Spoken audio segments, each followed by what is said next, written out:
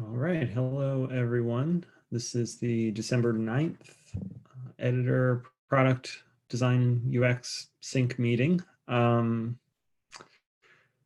at the agenda ahead of time, there was lots to talk about from the ongoing research and design solution validation. So I defer all my topics to Michael and Catherine. We'll just turn it over to you. Take it away.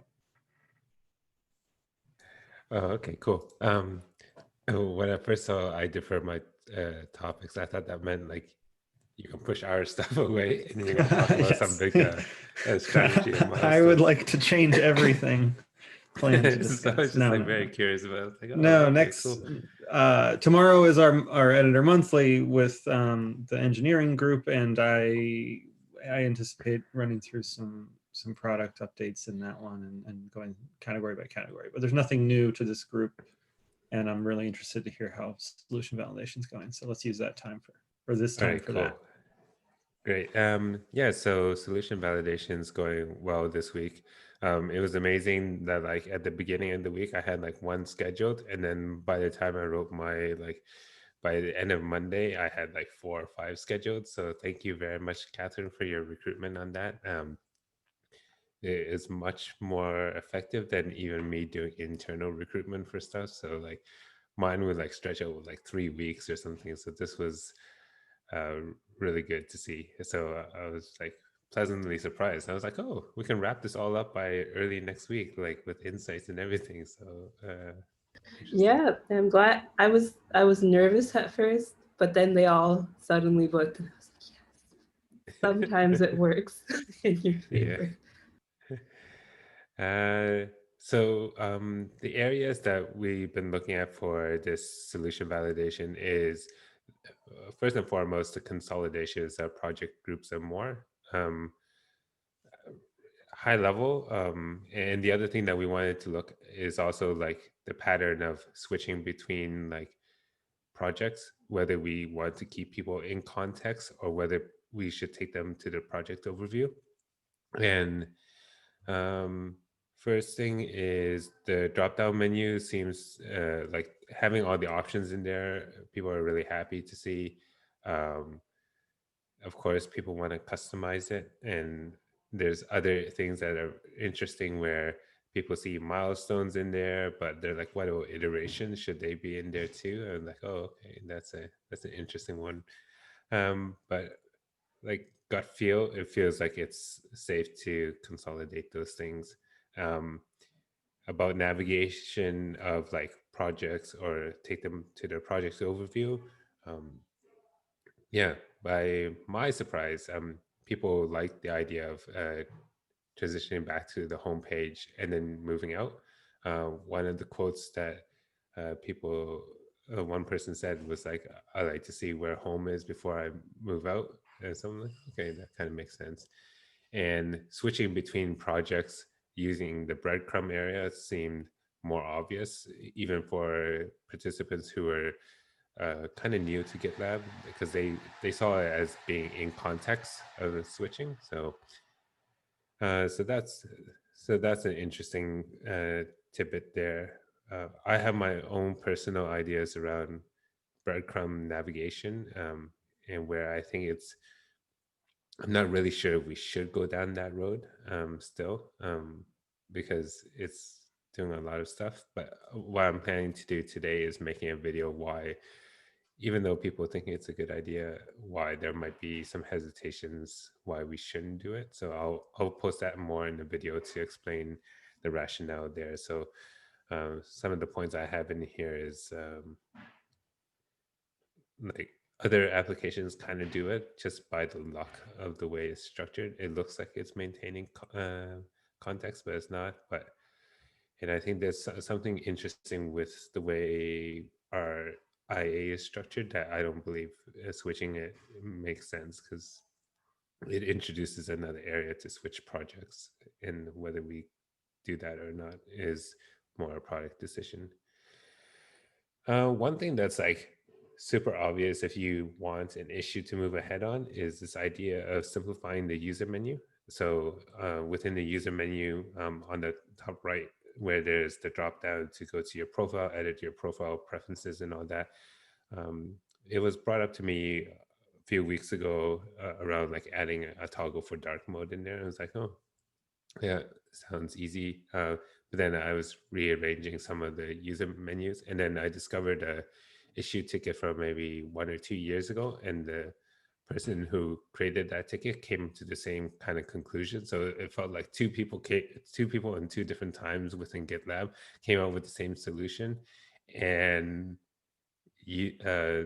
testing it with users with 4 people so far, people found it like straightforward, and some people even noticed that it was simpler than the current one because the current one makes them choose too much. So it is something that I'm happy to just say like go ahead with that, and it could open another slot for like toggling or whatever. So I think that's it feels straightforward. And what else? Toggle menu. Oh yeah. One of the few issues I see our team tackling is like toggling the left side sidebar visibility of the menu item. And I created this issue last week, but I'm not sure if people saw. But I think the root cause of a lot of internal discussions and potential confusions with users is that when you toggle off a feature, or when you toggle, you turn off the functionality and in the menu item, and sometimes there's things that are interrelated that you don't want to turn off the functionality of, but you may want to hide the visibility of. And I feel like if we just separated the two, or added another kind of flag to say this is a menu toggle and this is like a feature toggle, so this way we can turn off the functionality if you don't want your company to use like Kubernetes, but but you just want to hide like merge requests from a project that has issues or something, so you can have that granular control. I didn't have time over the past few days to like come up with a visual proposal of what that should look like, but that's what I want to do over the next few days to help get that moving, because I see us tackling more and more of those issues, and we get into like long discussions within the comments where I see like people like, oh, don't turn it off completely, because sometimes people might need logs in operations, and like, okay, that makes a lot of sense. We just wanted to hide all the other things. So I think somewhere along the way, we got bigger than a one-to-one relationship between features and menu visibility. And I think that's what this is trying to address. And that brings me forth to the next thing that I'll be looking for to like set up solution validation is settings. And the 3 themes around settings is the inline search behavior, the pattern around adding an item to settings, and overall layout and navigation feedback. So this is the idea of how might we navigate back to where we came from if we like triggered settings from within, say, the merge request page or somewhere in the repository. Like what should the pattern be to allow the users to go back to where they came from? Right now, they can leverage the browser back button, but I feel like we should offer some wayfinding within the application itself. That's my kind of gut feel. I think these 3 items could be combined into one solution validation. That's kind of like the current one that we're doing for top nav consolidation, which has like kind of like 3 themes going on, 30 to 45 minutes. I think that's doable. And that's me for this week. Wow. That's awesome. Nice to see you took it easy last week.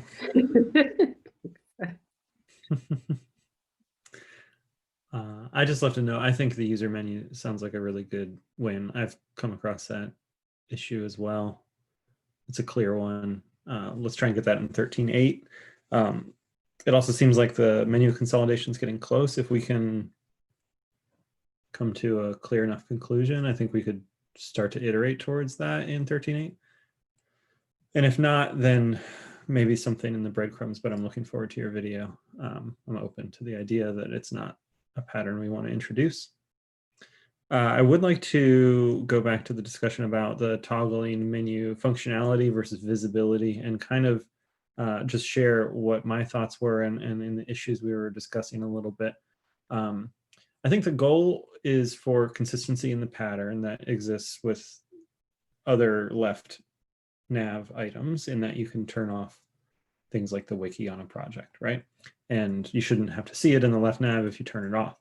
Not every feature can be turned off, and maybe not every feature should be able to be turned off, but those that do should also have their left nav items hidden. But this opens up a problem, which is that, like, now you turned off the wiki, you don't know about the wiki, you don't know about the great features we're adding to the wiki, you don't have your contributors can't decide for themselves whether or not they want to use a wiki. So it's kind of like a really drastic measure to turn that off on a project. In some cases, this is right. Like certain types of projects may just not be applicable. Like there might be features that are not applicable to a native iOS app or something like that. I would like to spend a little more time thinking about this and maybe schedule some time with the growth team to discuss, like, how can we build this into sort of the new project setup or group admin to promote feature awareness? Because I think if we do it right, like the way you're describing, which is like separating the idea of visibility from actually turning off functionality, we could still go down the path of having much more curated persona-based navigation, or like giving people the ability to filter out only what they need to see while still making features available to other users on the project. But I would expect that would have to come with, like, when you start a new project, you might want to just flip a few switches. Like, this is a project for native iOS app. Here's what we think you're going to use. And of course, you'd be able to override that. That seems like a really good experiment for the growth team to run. We can help them out with it, but probably not something we're ready to just like jump into. Just a thought. That's a really good thought. I'm meeting with a few growth members next week, so yeah, I'll bring this one up, and I'll try to get some kind of rough ideas around this, because I see it from feature, and like separating those two is that you could promote a feature within the feature area, like, hey, this is something new, discover it, and then everything else above is like all your active ones. So it's like there's always like this lurking area that potentially could introduce you to new features and stuff like that. Yeah. But yes. You also bring up a good point about how they're interconnected, and I'm hopeful that Catherine might touch on this in her research with the left nav baselining. But I think the more immediate goal that we can have as a group is to try and clean up that information architecture, not necessarily with the sole purpose of going one-to-one with features that can be turned off or turned on, but a good example that I've seen illustrated is, like, if you want to turn off issues, maybe you use Jira at your work and you don't want to use GitLab issues, and you're never going to want to use GitLab issues. Issues and labels and some of the plan functionality that are related, they show up in multiple places, and that's where it can get kind of complicated. So yeah, anyway, just to highlight that other topic that you brought up, I think that's part of it. And again, we can kind of take a baby step towards making it more clear how the features on that left nav are organized, and then hopefully when it does come time to like deactivate something that has its impact is felt across multiple items, maybe it'll be easier to map that out.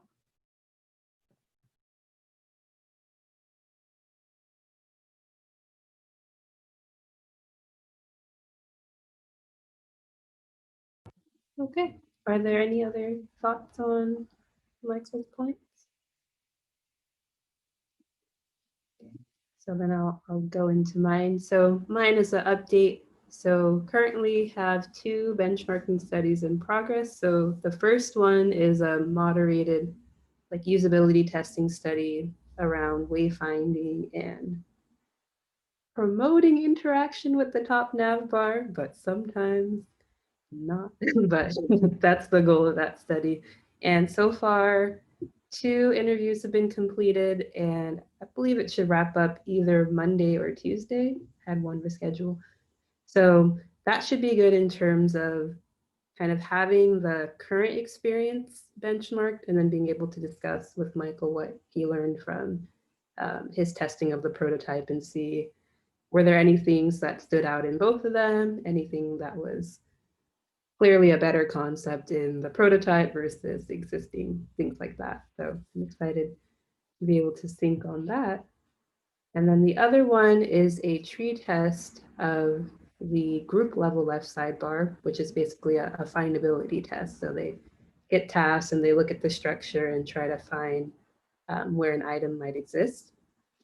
So that's unmoderated, and currently around 18 participants have completed it, and I'm targeting 30. So hopefully also wrapping up next week, fingers crossed. And the goal for that study is for it to be just a baseline measurement of how users perform on tasks in the existing structure.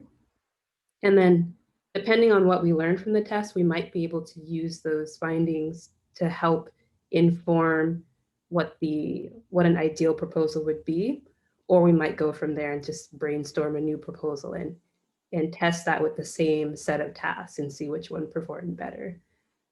It could go either way. Usually it's able to inform what the ideal structure should be, but sometimes it depends.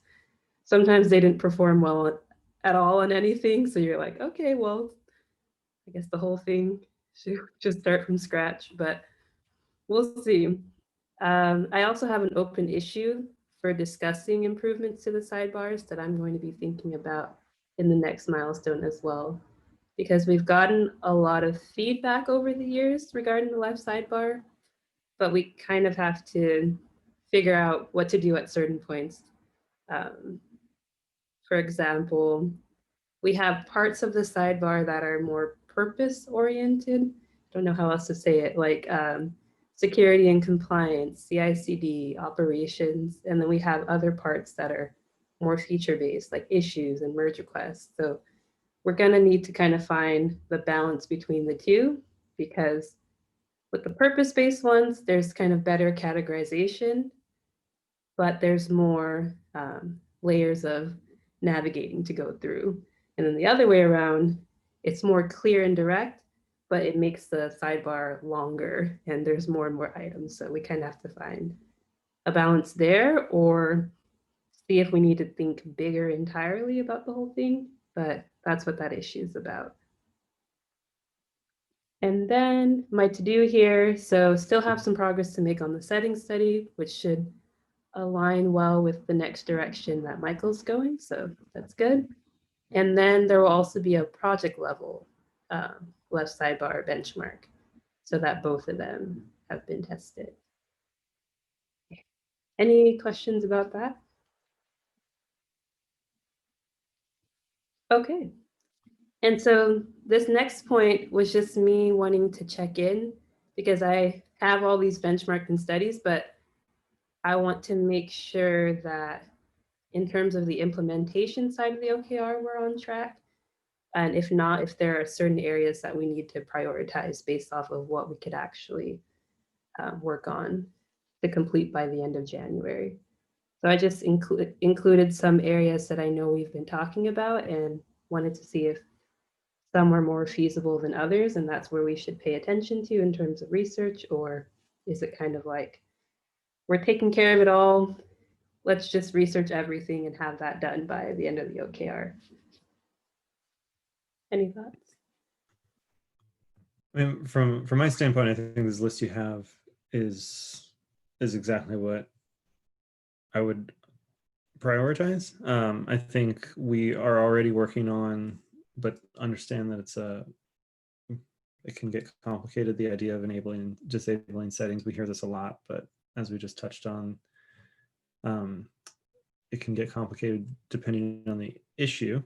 I think in regards to the OKR, we have two issues related to that in 13.7. I don't know if by the 17th or not, but that will be close. They'll likely be done by the end of the quarter. We might be able to pick up a couple more of those. My impression was that there are some others that are more straightforward and we can just follow a repeatable pattern. We might be able to pick up another one in 13.8 or something. Plus the user menu, the improvements to the user menu that we touched on seem pretty clear cut. I think we can get those in 13.8. And we're doing technical research on the searchable settings. And I think that has resulted in a really tangible MVC that we can ship in 13.8 that improves it incrementally, but puts us on the path towards a more holistic solution for globally searching settings. And just to surface a little bit of the summary of that discussion, Enrique was doing the research there, and keeping in mind, capacity and availability, we were going for a front end solution so that we didn't have to write new APIs and all that. And what it's looking like we'll do is any of the settings pages that have multiple sections, the expanding and collapsing pattern, or multiple areas of functionality within a settings page, we'll add a search bar. And there's a list in the technical issue that will be turned into implementation issues in the next day or so. And that will be just basically a search from within that page. So it won't globally search all settings, but for example, in the general project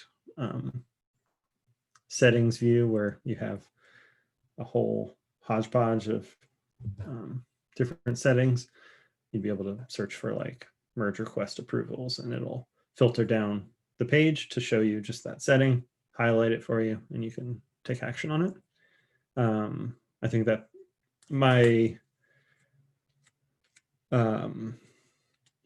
I think everybody wants the global search experience, but I think we need to wait on some of the research and solution validation that's going on that Michael mentioned.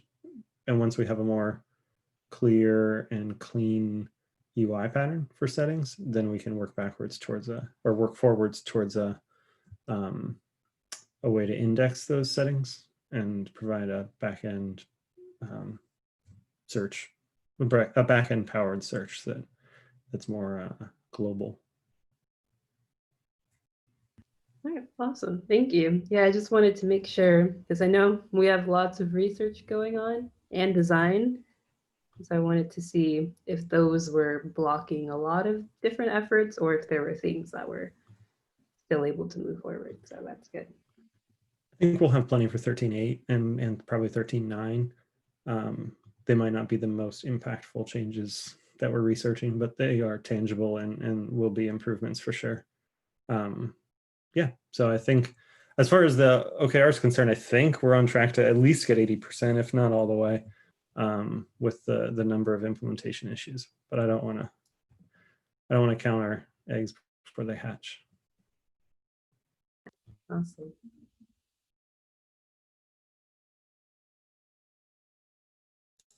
Yeah, on the topic of the search one, I haven't gone through all the comments that has transpired over the last day or so on that. But one of the things that I was talking to Enrique is that we are doing solution validations on kind of like the settings layout, because if we're removing the expand collapse thing, then potentially that gets rolled into it. But like, this is where like sometimes I'm like, it feels like a good idea, and I don't see any like drawbacks to it really. And it's like, do we just go ahead with some of these changes and then do solution validation just to like sense check it? Because from different scenarios and being stress tests with different groups, kind of explorations with settings, I feel like it does handle things pretty well. Like even the progressive review suggestion that Eric had, where you just click on it and it shows the add thing as like a MVC move. It's like, yeah, that seems reasonable enough. There's probably some like tweaks on CTA buttons, but other than that, it feels generally straightforward. That a part of me is like, we could go ahead and create the issues for them, and then like see how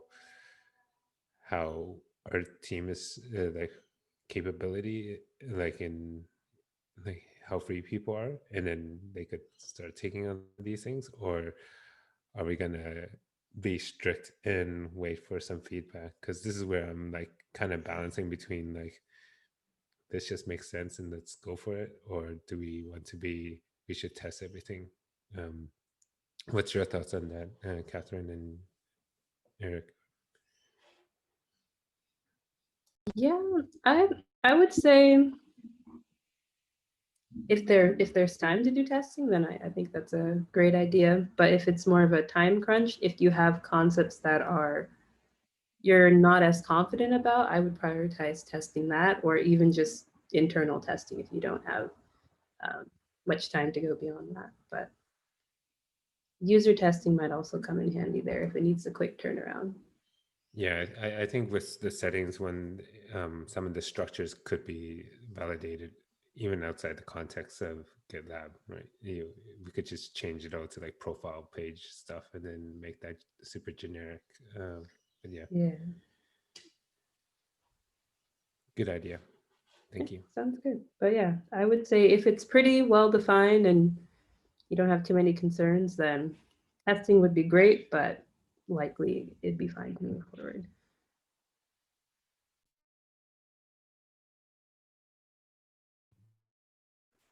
I think the thing with the UI patterns also is we're not looking to apply them to every page at once. So it becomes a bit of a one-way or two-way door, right? So we could change the patterns on the merge request page and just pay really close attention to feedback. And if people are like, what are you doing? Or like, this is really preventing me from doing work or something, along those lines, we could always revert and regroup. Obviously, we don't want to mess up anybody's workflow. So whatever lightweight validation we can get in place, that'd be great. I don't think we're hurting for issues related to settings and nav now for the next milestone, but these would be some of the more impactful and welcome changes. So yeah, I think I'll defer to you, Michael, on how confident you and the rest of the design team on the feedback are, and never hesitate to just make issues, and we can always discuss whether or not they need further validation.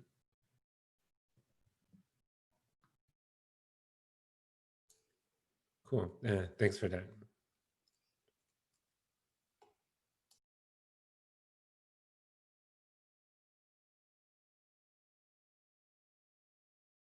Well, that's it for me.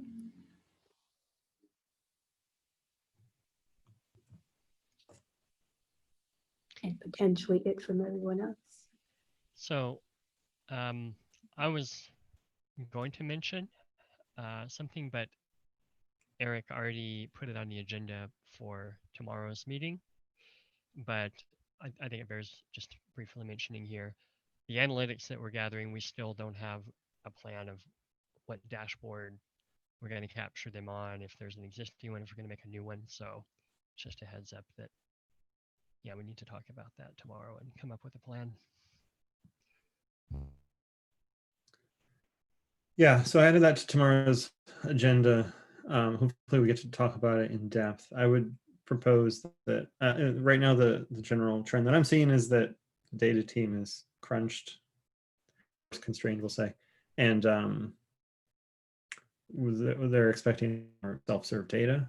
I myself not proficient enough in SQL to just like spin up these dashboards and run reports ad hoc. But at the same time, I think it's probably for the best that we take control of our own analytics. And in the past, what I've done, just to summarize the comment for tomorrow, in the past, what I've done is include the instrumentation and verification of data coming in as part of the definition of done. And we don't close it until it's instrumented and measurable.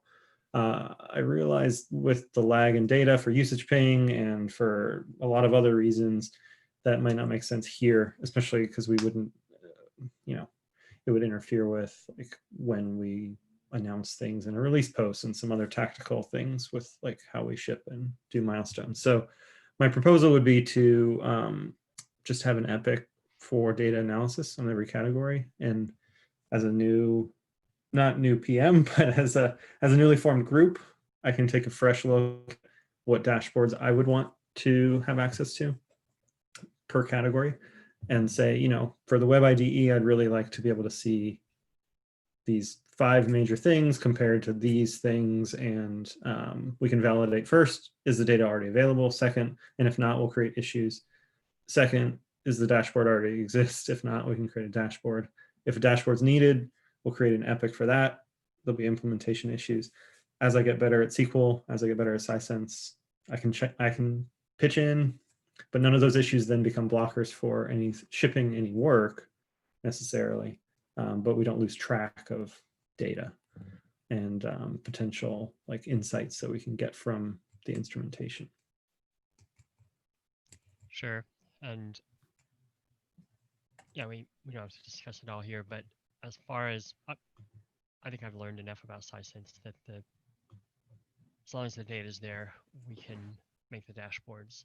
And going forward, I don't think it's unreasonable, as long as there's a defined place to put it, to have that as part of the implementation, because you should be able to even pre-create it, because you know what the snowplow data is like in a known place, it's in a known table, and you can like pre-create the chart looking for those events, and then it's all ready to go, and it will just, there's no more work. But for now, we just need to find a place to put it. And then we can move forward. Maybe I've already got a these placeholder are one that I've started, and if we want to just build on that, that's fine. That's always good.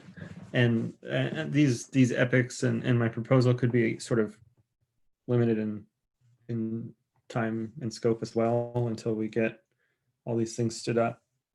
It'd be more as a reminder for me to just go category by category and think through what data I really need to be paying attention to. We have some of this already inherited for some of the categories from the previous incarnation of the editor group. So it's not like we're starting from scratch. Yeah, I think it'll be seems helpful. Like there's 2 main categories. You're talking about stepping back and talking about like strategic data you want to get, which is good. But I think this one was in a category of just something like ad hoc that came up as part of an issue. And Michael said, really, we should get data on how people are clicking this thing that we're talking about, which is sort of a different bucket of stuff. So maybe there's like a strategic place, and then there's like another one, like here's where we just dump all of the analytics that we want to gather that it doesn't necessarily have a better place to put it, but at least there's a place. Yeah, although I would say personally, I don't want to advocate for adding an action that I don't have a meaningful like insight that I'm hoping to gather, or like, something where I want to measure it against something else. Like a raw number of how many times people click the more button is only so helpful. And so I would say for the nav and settings category specifically, like this would be an opportunity for us to say, like, what are we really paying attention to, and what could we pay attention to related to nav and settings? What are the areas we want to instrument next? What are the areas that we would want to make sure that others instrument correctly when they take over the work, so that we can just kind of start building those dashboards that are usable for other groups as well in relation to nav and settings. But yeah, I mean, our default can always be just like a template of raw data, and that's half of the static site editor dashboard was just like raw number counts, but useful number counts, right? Like just a graph of number of commits over every month. Like that's helpful in itself. Yeah, and this particular one I think flowed out of not necessarily a bug, but an issue. People saying, "Oh, this is in local storage and it's a pain," and then we talked about changing it. We're like, "Well, that's hard. Well, let's get some metrics around it." So it wasn't really part of any of the big strategy at all. Right, right.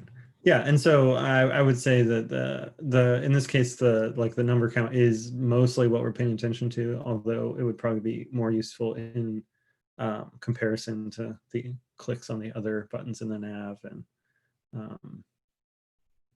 how many times it's per unique user versus raw actions and things like that. It's a learning process, like everything on this new team. Mm-hmm. Well, in general, our approach to data is still it's evolving and maturing. So we're getting there as a company, but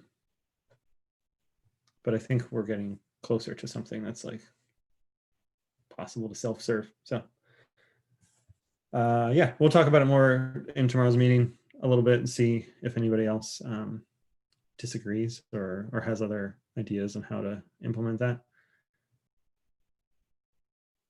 I like data though, so thanks for bringing that up. All right, that is about it, and we're just at time. So thanks everyone. I'll let Michael start his day, and we'll wrap up mine. Good seeing you, everyone. Good See you next see week. Bye, everyone. And some of you tomorrow. Bye.